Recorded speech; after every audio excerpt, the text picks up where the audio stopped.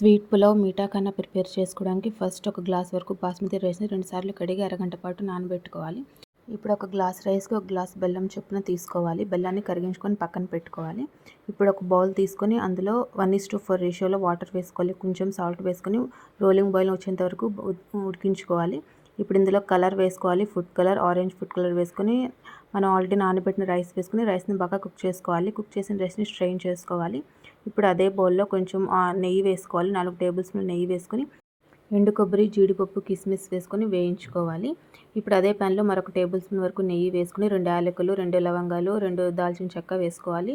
మనం ఆల్రెడీ ఉడికించుకున్న రైస్ వేసుకోవాలి. ఆల్రెడీ మనం కరగబెట్టుకున్న బెల్లం వాటర్ వేసుకోవాలి. వీటన్నిటిని హై ఫ్లేమ్ మీద ఒక 5 నిమిషాలు ఉడికించుకొని లో ఫ్లేమ్ మీద ఒక 10 నిమిషాల పాటు దమ్ చేసుకుంటే కనుక టేస్టీ మీఠా ఖానా రెడీ.